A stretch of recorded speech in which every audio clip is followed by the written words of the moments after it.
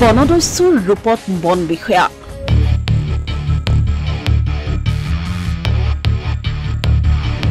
বনজ সম্পদ ৰক্ষক বন বিষয়াই বনজ সম্পদক কৰিছে এতিয়া ধন ঘটাৰ উৎস চোৰাং কাঠ ব্যৱসায়ীকে শিকাই কেনেদৰে চলাব লাগে ব্যৱসায় সততে দুৰ্নীতিৰ বিৰুদ্ধে ৰঙা চকু দেখুওৱা মুখ্যমন্ত্ৰীৰ শাসনকালতেই খুদ বন বিষয়া বনজ সম্পদৰ ৰক্ষক হৈ পৰিছে বনদস্যু প্ৰথমে চাইলক এটা ভাইৰেল ভিডিঅ' চোৰাং কাঠ বেপাৰীৰ সৈতে বিষয়াজনৰ হোৱা কথোপকথন চোৰাং কাঠ বেপাৰীক তেওঁ শিকাই ব্যৱসায় চলাব লাগে কেনেকৈ মানটো কমাই ৰাখিব ফালিবি পঠাবি সাগতীয়াকৈ কাইলৈ মিল বন্ধ কৰিবলগীয়া হয় ই একেদিনাই মাল শেষ নকৰাই দিব পাৰিব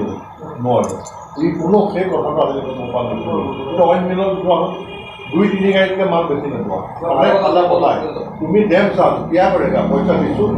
মিল চলাইছোঁ বিয়া কৰিব সেইটো মতলবত থাকিলে মোৰ কথাটো শুনিলা এতিয়া DF-লৈকে আমি মেনেজ কৰোঁ DF-ৰ ওপৰত মেনেজ নকৰোঁ নহয় কাইলৈ গুৱাহাটীৰ পৰা কোনোবা এটা পাৰ্টি আহিব খবৰ হ'ল আগদিনাই যে কালি 15 বছৰ আহিব বা চিঠিয়ে পাৰিব মিল চাব তেতিয়া ইয়াৰ মিলটো দেখিলে মোৰ চাকৰি থাকিব নাই সেইকাৰণে মালটো কমাই ৰাখিবলৈ অকণমান 2-1 গাড়ী মাল আছে ৰাতিৰ ভিতৰত যাতে আঁতৰাই দিব পাৰে এইটো সেইটো কথা কোনো চিন্তা মানিব কোনো ধুনীয়া মই কওঁ মালটো কমাই ৰাখ এই পৰ্যন্ত কোনো শুনা মুজিবুল তই বেলেগ এনেকুৱা জেগাত ষ্টক কৰ লাগিলে ভাই আঁতৰত তোৰ মিলত যেতিয়া মাল কমিব তাৰপৰা 1 গাড়ী আনিবি ফালিবি পঠাবি আকৌ ষ্টকৰ পৰা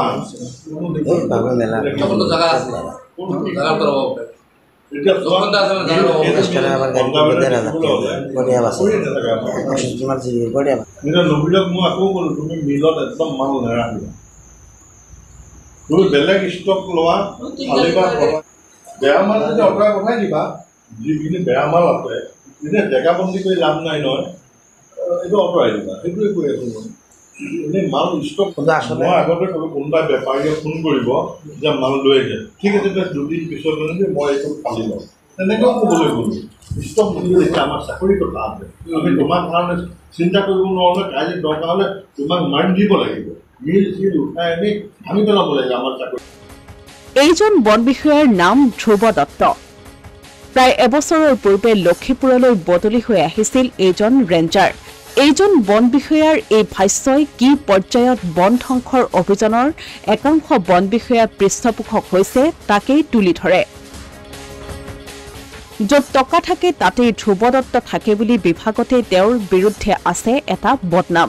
2024 22 জুনত তেওঁ PNGSY আঁচনিৰ জৰিয়তে নিৰ্মাণ কৰা এটা পথ এক্সকেভেটৰ লগাই কাটি পেলাইছিল ইটাখুলিৰ পৰা ঢুকাপাৰালৈ যোৱা এই পথটোৰ দৈৰ্ঘ্য আছিল 4.05 কিলোমিটাৰ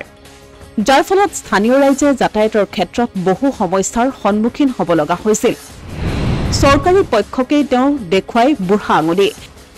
ৰেঞ্জাৰ ধ্ৰুৱ দত্তৰ বিৰুদ্ধে লক্ষীপুৰ থানাত ৰুজু হৈ আছে গোচৰ লক্ষীপুৰ থানাত ৰুজু হোৱা গোচৰটোৰ নম্বৰ 63 ভাৰতীয় দণ্ডবিধি আইন আৰু আসাম ফৰেষ্ট ৰেগুলেশ্যন এক্টৰ অধীনত ৰুজু হোৱা এই গোচৰত আজগৰ আলী নামৰ এজন সচেতন যুৱকে অভিযোগ কৰা মতে বন বিভাগৰ আৱাসগৃহৰ ধুমুহাত বাগৰি পৰা গছবোৰ বিক্ৰী কৰি সেই ধন ৰেঞ্জাৰ ধ্ৰুৱ দত্তই আত্মসাৎ কৰিছিল বিপদৰ সময়ত কিন্তু এইজন বন বিষয়াক ৰাইজে দেখা নাপায় 23 জুলাই 2024 লক্ষীপুৰ আঞ্চলিক বন বিভাগৰ নিচেই কাষৰ এখন গাঁও হিগুৰি হালহানাত নিশা সোমাইছিল এজাক বনৰীয়া হাতী বাৰে বাৰে খবৰটো জনোৱা হৈছিল লক্ষীপুৰ বন বিভাগৰ লগতে ৰেঞ্জাৰ ধ্ৰুৱ দত্তক কিন্তু বহু পলমকৈ উপস্থিত হৈছিল বন বিভাগৰ লোক বনৰীয়া হাতীৰ জাকটোৰ আক্ৰমণত এজন নিহত আৰু আনজন আহত হৈছিল এয়াই তেওঁ দায়িত্ববোধৰ নমুনা বন মাফিয়াৰে মিলি তেওঁ দিনে নিশাই চোৰাং কাঠৰ বেহাত নামি পৰিছে কিয়নো ইয়াত মুনাফা বেছি কুমাৰখানী সংৰক্ষিত বনাঞ্চল আৰু আমবাৰী হিগুৰিৰ হালহানাত ইটাভাটা স্থাপন কৰা হৈছে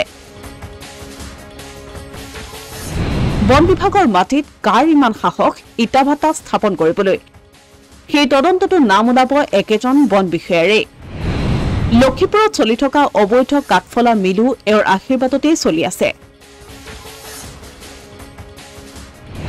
খাগুৱা হালধিবাৰী গুমাইঝাৰ আদি নৈসমূহত পায়াৰ পাম্পেৰে অবৈধ বালিৰ মহল চলি আছে মুকলিকৈ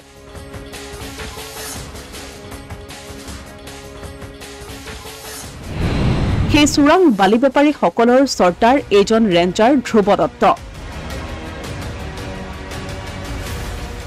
উচ্ছেদৰ পৰা ৰেহাই দিয়াৰ নামতো তেওঁ সংগ্ৰহ কৰে লাখে লাখে টকা তেওঁ দুৰ্নীতিৰ বিৰুদ্ধে মাত মাতিলেই ভুৱা গোচৰ জাপি দিয়ে বহুতক তেওঁ জেললৈ প্ৰেৰণ কৰাৰ উদাহৰণ আছে আনকি ধনৰ লোভত বন বিভাগৰ কোৱাটাৰী তেওঁ বিক্ৰী কৰি দিয়াৰো অভিযোগ আছে ইতিমধ্যে 4বাৰকৈ এই বন বিষয়াজনৰ কুকাণ্ডৰ তদন্তৰ দাবীৰে শ প্ৰতিবাদকাৰী ৰাজপথলৈ ওলাই আহিছে যদিও কোনো ব্যৱস্থা গ্ৰহণ কৰা হোৱা নাই এইজন বন বিষয়াৰ বিৰুদ্ধে মানুহে তেওঁৰ বিৰুদ্ধে অভিযোগ দি ভাগৰি পৰিছে 500 টকা উৎকোচ লোৱা লোকেও দুৰ্নীতি নিবাৰক আৰক্ষীৰ হাতত ধৰা পৰিছে ৰাজ্যত বন বিভাগত দীৰ্ঘদিন ধৰি লুণ্ঠন চলোৱা দুৰ্নীতিৰ সম্ৰাটগৰাকীৰ কিন্তু গাত কুটা এটাও পৰা নাই মুখ্যমন্ত্ৰীৰ এতিয়া ধ্ৰুৱ দত্তৰ বিৰুদ্ধে ব্যৱস্থা গ্ৰহণ কৰিবলৈ সাহস হ'বনে এই উত্তৰৰ প্ৰতীক্ষাত এতিয়া ৰাইজ অসমীয়া প্ৰতিদিন ডিজিটেল ডেস্ক